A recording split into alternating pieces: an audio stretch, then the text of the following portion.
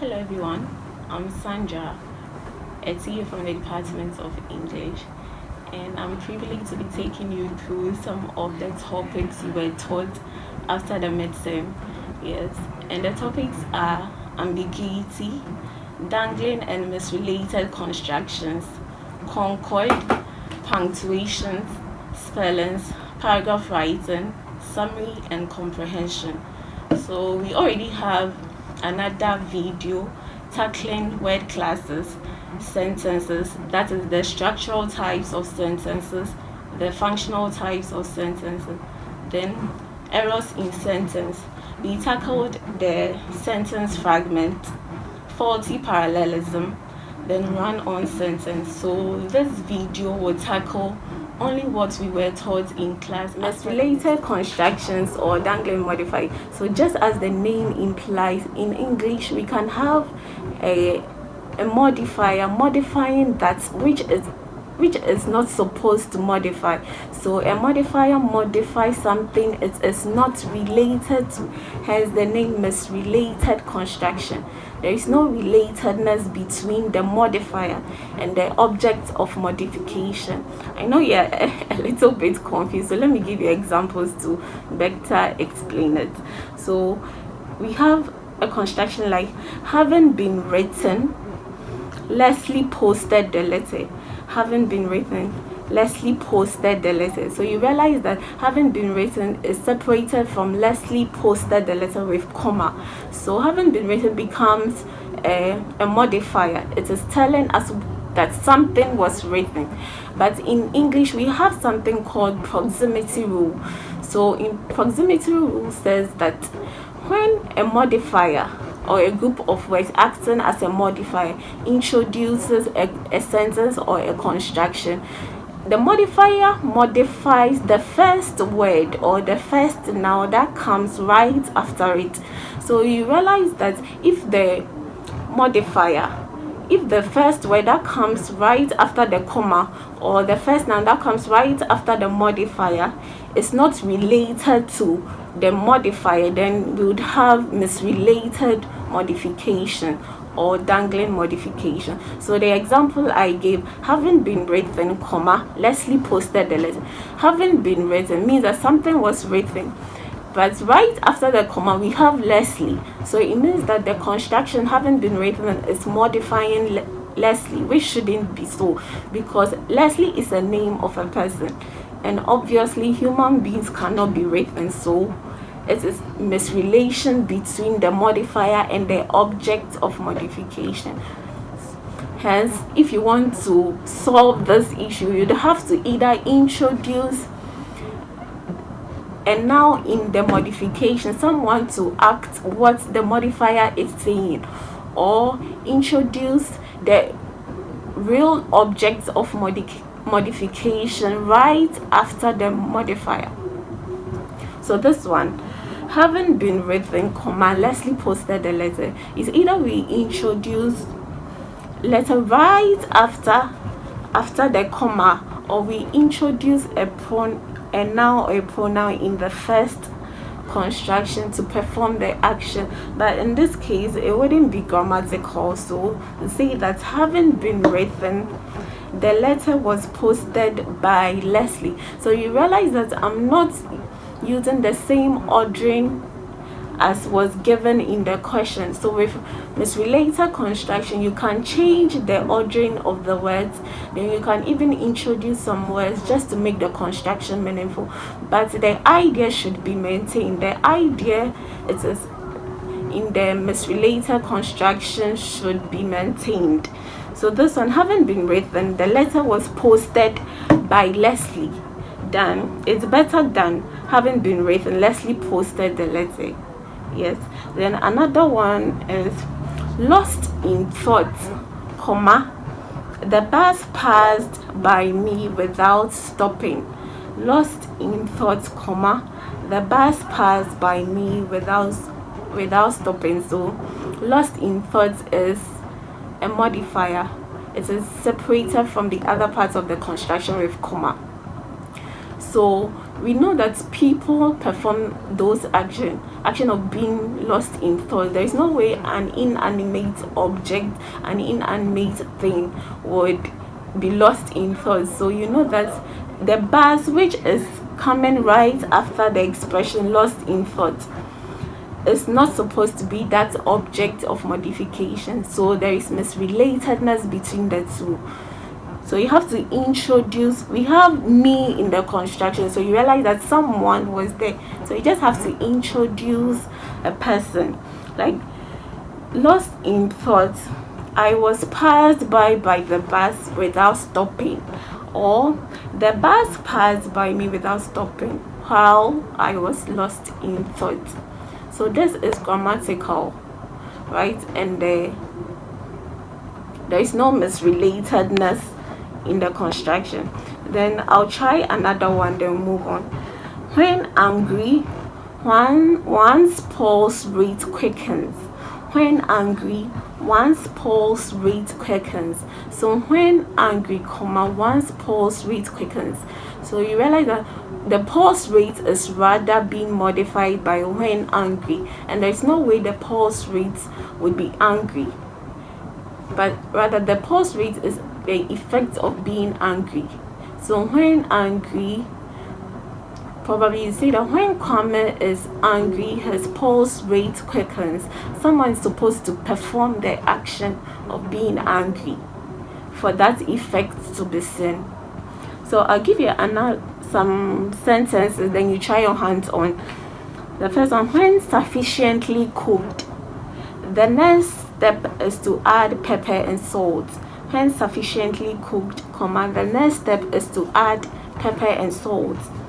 Then, trying desperately to think of an excuse, Na's poor heart pounded against her ribs. Trying desperately to think of an excuse, Na's poor heart pounded against her ribs. Then, while walking, his feet hit a stone. While walking, his feet hit a stone. So you can try your hands on these, how to make the construction more grammatical and to avoid the misrelatedness or dangling modification in them. So I'll give you the causes of dangling modification. Say that you have misplacement of the head.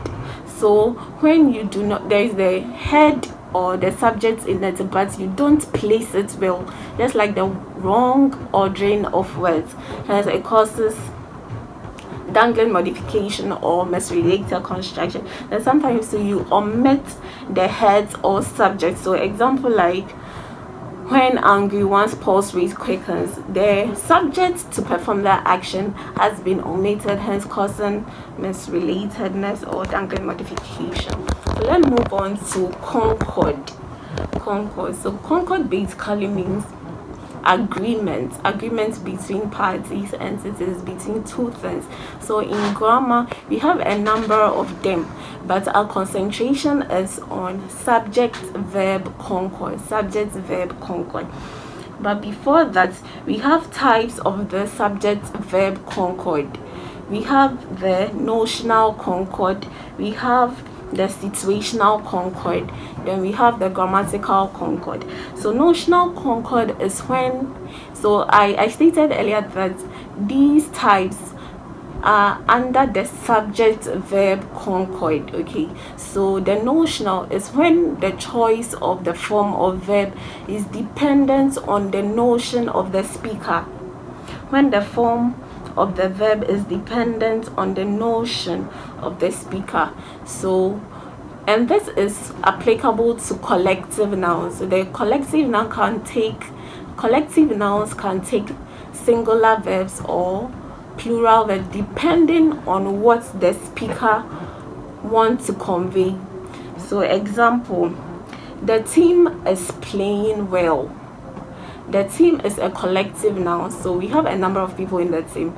So the team, from the speaker's point of view, the team is a unit, hence the speaker's choice of is which is singular. The team is playing well. Someone can also say that the team are playing well. So when the speaker sees the individual members in the team and their effort towards the football or something, so the team is playing well, or the team are playing well. If the speaker wants to see single out the individual members in the team, that's when the speaker would use the plural instead of the singular. So notional concord, based on the notion of the speaker. The choice of the form of verb is based on what the speaker wants to convey. Then we have the situational concord. Situational concord is when the form or the choice of the form of verb is dependent on the context, is dependent on the environment, or dependent on the words in a construction in which the verb is supposed to be used. And this is applicable to those words that is difficult to tell whether they are either singular or plural. So we have a word like statistics. It ends in s, so you don't know whether it's plural or singular, but the context within which it has been used would inform the form of verb. So the context will tell you whether we mean it in a singular form or the plural form. So example like statistics is an interesting program. So we are looking at statistics as a program. So when you are given a question, statistics is or are interesting program, you should know that we are looking at statistics from the angle of a program, hence it is a unit. Okay, so you will take the singular verb. Statistics is an interesting program. Then we can also have the statistics of infant mortality over the years are alarming. So the context, the environment within which the word statistics has been used would inform the form or the choice of the form of verb to use. The statistics of infant mortality over the years. So we are not looking at just one statistics. We are looking at a statistics that has been compiled over the years. So it becomes plural, though the name remains the same. The statistics of infant mortality over the years are alarming. So this one is based on the context within which the word has been used. Then last type, we have the grammatical concord. With grammatical concord, basically is the rules that govern the use of the language. So we have a number of rules for concord. So I will just give you the rules, then examples, so that you keep in mind. The first rule, okay, so I'll start with the general rule for concord. The general rule for concord is singular subject go with singular verbs, then plural subject go with plural verbs. So example, she is beautiful. She is singular and the verb is singular. So singular subject go with singular verb, goes with singular verb. Then plural subject, they are honest, they, plural, then the verb are, so plural subject goes with plural verb. Then the first rule says that when two or more singular subjects are joined by the conjunction and, the plural form of the verb is required. When two or more singular subjects are joined by the conjunction and, then the plural form of the verb is required. So example, Sandra and Gideon are siblings. You can't say Sandra and Gideon is siblings. No, because we have singular subject, Sandra, then Gideon, then we have the conjunction and, so it makes the subject a plural entity rather than a singular one, hence it would have to go with the plural verb are. Then another Example, Kofi and AC are lazy. So we have Kofi, then we have AC. So two singular units joined with the coordinating conjunction and making them plural, hence they would have to go with the plural verb are lazy. But we have exception to this rule, and the exception is when the singular units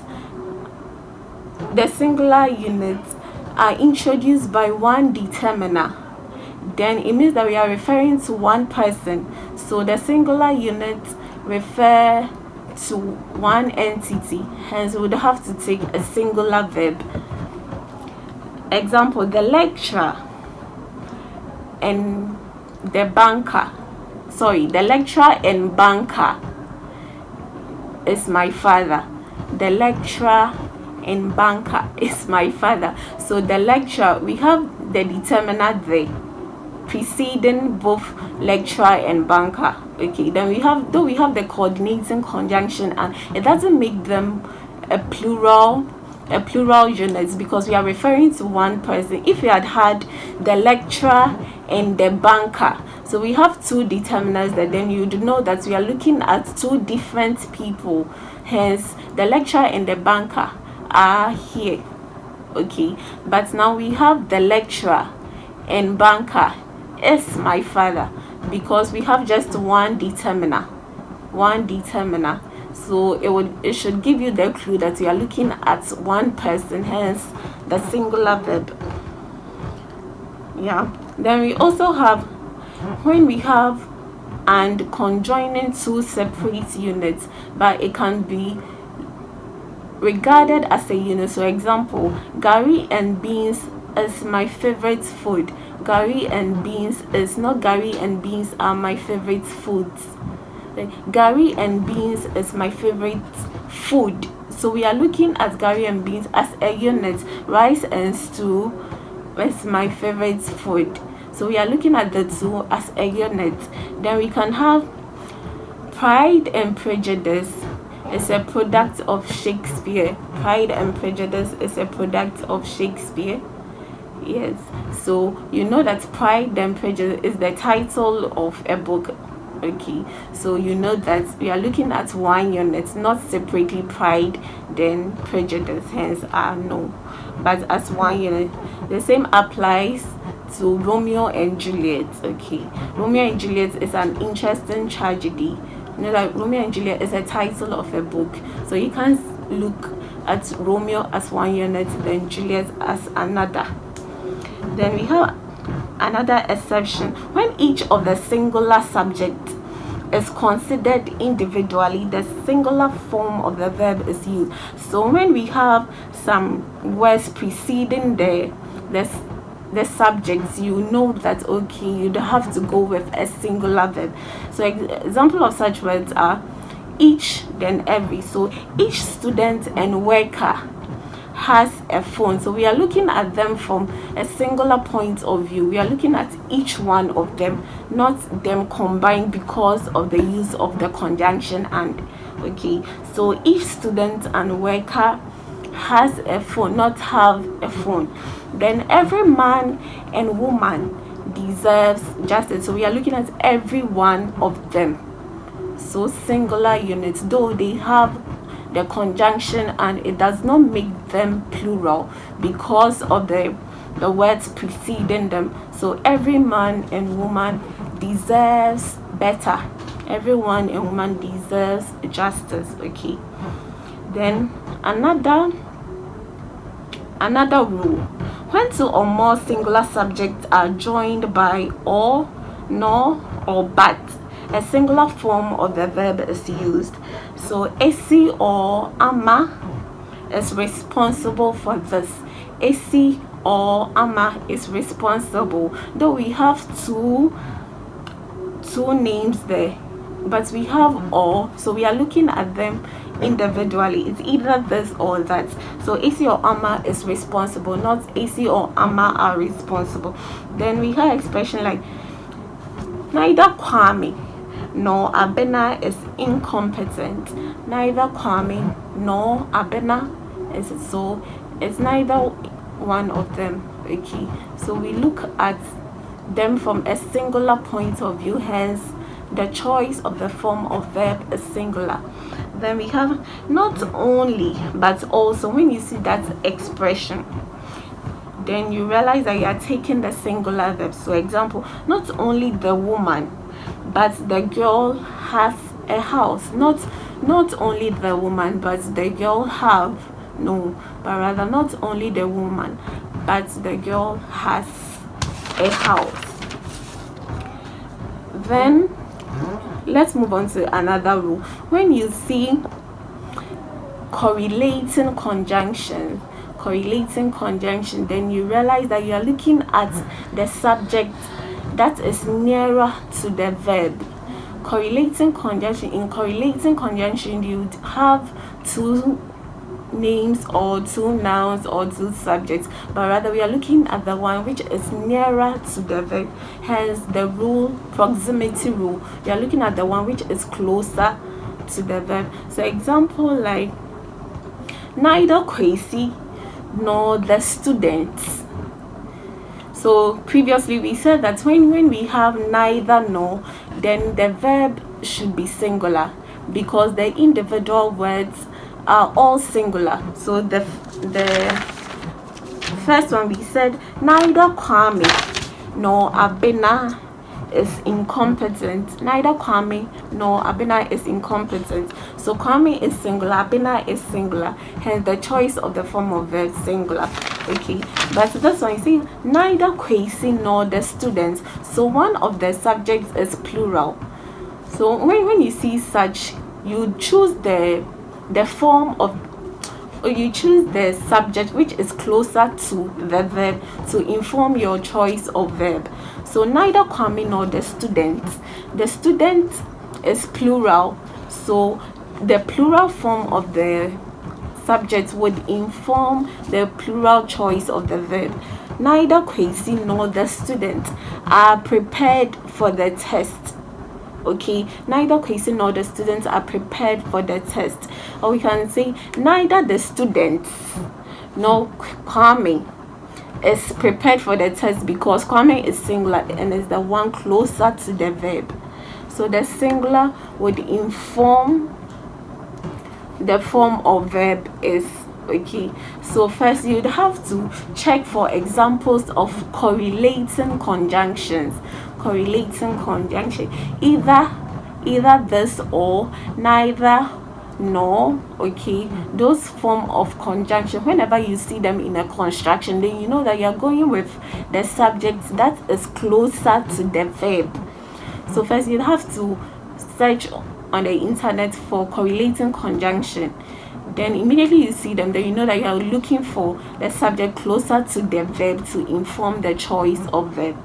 Okay, then another rule is a singular subject followed immediately by constructions such as well as, with, including, in collaboration with, etc. They require singular form of the verb. Okay, but let me simplify this. So when we have these conjunctions are called quasi conjunctions.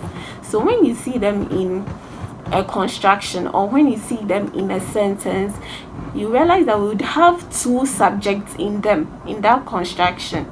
So you go for the first one, or the subject that is far from the verb. Unlike the correlating conjunction, you would have to take the subject closer to the verb to inform the form or the choice of it. But with quasi conjunction, like in collaboration with, including, those ones, you'd have to go for the subject that is far from the verb to inform the choice of verb. So example, the student in collaboration with the churches organizes retreats weekly. Why organizes? Because we are looking at the students, which is singular. So this in collaboration with the churches, though the churches is plural, it has no power over the choice of the form of verb, because we have we have a quasi conjunction in that construction, so you'd have to go for the subject that is far from the verb. So the subject far from the verb is the student, or you can also say that the students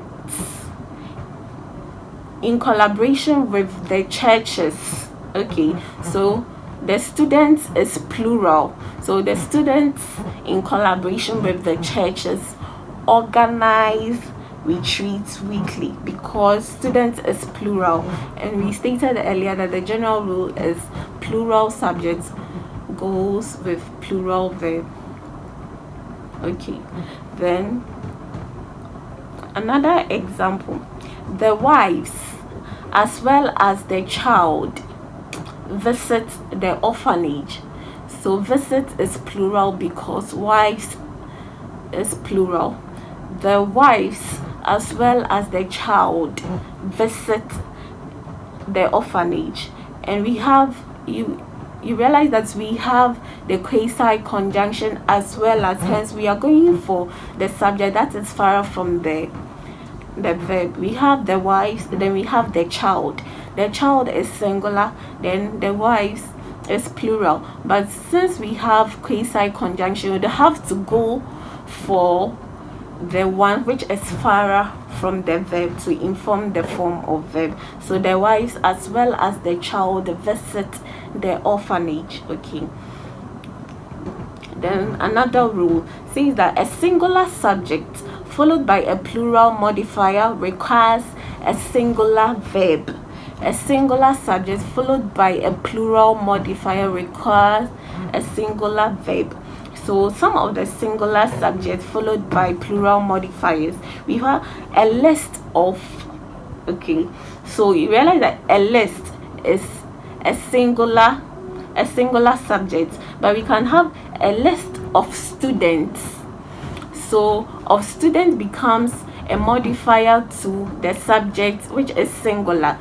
So a list of students is missing, not a list of students are missing, because we are looking at just the list which contains probably the names of the students. So a list, not all the students. So a list of students, a singular subject followed by a plural modifier takes a singular verb. A list of students is missing. Then we can have the leader of rebels. The leader of rebels. So of rebels is a plural modifier, but it is followed by a singular subject, the leader. So the leader is pursued. The leader is pursued, not the leader. The leader of rebels are pursued. So we are looking at just the leader, but the person is heading a number of people, but we are not looking at the people, though the people is qualifying the person. So we are looking at the leader. The leader of rebels is pursued. We are looking at just the leader, not the rebels. Then one of the students is exceptional. One of the students is exceptional. So we have plural modifier, but it is modifying a singular subject, just one. One is exceptional. So one of the students is exceptional. You can do away with the modifier, though it's plural. You can do away with it and concentrate on the subject. So one key way of determining the verb of a particular construction is to identify the subject in that construction. So if you are able to tell that this is the structure, this is the subject, and the subject is either singular or plural, then you know that it would inform. If it's singular, then you'd have a singular verb. If it's plural, then you have a plural verb. So you'd have to identify the subject, and the subject is not always one word. We can have a number of modifiers. So the Queen of England, so we are looking at just the Queen, not of England. So you just have to identify the head word in the construction, which can be the subject. Then another rule, we have indefinite pronouns usually take singular verbs. So indefinite pronouns like anyone, somebody, each, everybody, they take singular verbs. So anyone is eligible. Anyone is not anyone are eligible. Anyone is eligible. Each contestant deserves the crown. Each deserves the crown. Then everybody hates Chris. Everybody hates Chris. So indefinite pronouns, they take singular verbs. Then the 7th rule, any or none either takes the singular or the plural verb. So this one is in relation to what I stated earlier, that with the notional form of Concord, the notion that the person has in mind would inform the choice of verb. Okay, so this one, any or none either takes the singular or the plural verb. So are any ready? Is any ready? So probably you've given your things to someone to report something and you're expecting more than one to be ready. You can ask the question, are any ready? Okay, but when you're expecting just one, you can say is. So you're looking at a singular thing. Is any ready? So is or none either takes the singular or, then none is my friend. None are my friends. Okay, so we have any or none. They either take depending on what the person wants to convey. Then the 8th rule, a verb in a relative clause agrees with the antecedent of the relative pronoun. So a clause basically is a group of words with a finite verb, and a finite verb is a verb that marks tense. Okay, so in a construction where you have a clause, the clause definitely has a verb, then the whole construction also has a verb. So you realize that we would have two verbs in a construction that has a clause. So with relative clauses, these are clauses that are introduced by relative pronouns like who, whose, whom.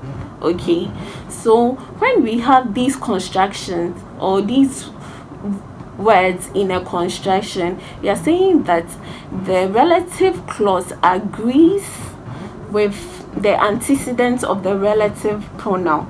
So the relative clause who, which is introduced by who, would have a verb, and the verb would have to agree with the antecedent, what the relative clause is referring to. Okay, that's antecedent. So we say that pronouns are anaphoric because they refer back to their antecedents, what they are supposed to link to. So Amma is a girl. Amma is a girl. She is very exceptional. So she is a pronoun, and it refers to its antecedent Amma. Okay, so antecedents are basically what a pronoun refers to. So the construction, the lady is one of the scholars who are in this field. So you can write it down. The lady is one of the scholars who are in this field. So you realize that we have the relative clause, who are in this field.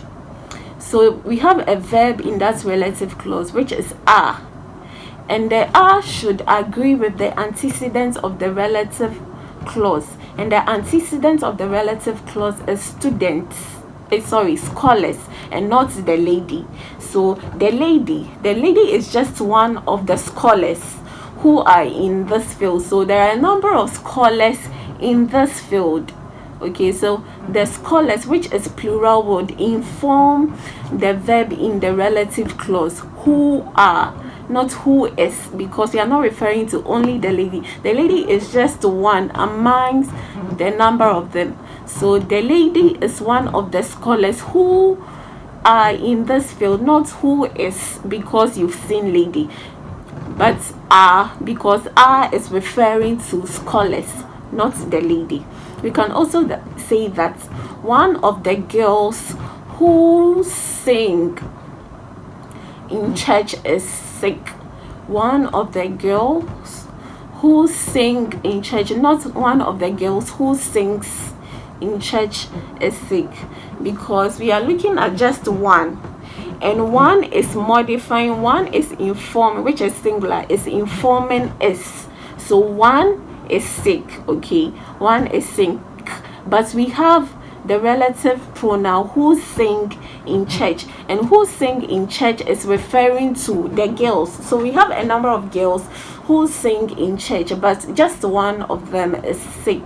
So one of the girls who sing in church is sick, not who sings, because we have the relative pronoun who, and who is referring to the girls, not the girl, not one. Hence, one of the girls who sing in church is sick. So who sing in church is the relative clause, and the relative clause is introduced by the relative pronoun who, and the relative pronoun is preceded by girls, which is the antecedent. So girls is plural, and it should inform the verb, the form of verb in the relative clause, which is are and not is. Then let's move on to the ninth rule. The ninth rule says a collective noun may either take singular or plural verbs. So we've discussed this under the notional principle or the notional concord, that the notion of a person would inform the choice of the verb. So if the person wants to see the collective noun as a unit, then the person would say a singular verb. But if the person wants to perceive it from a plural angle, then the person would take the plural form of the verb.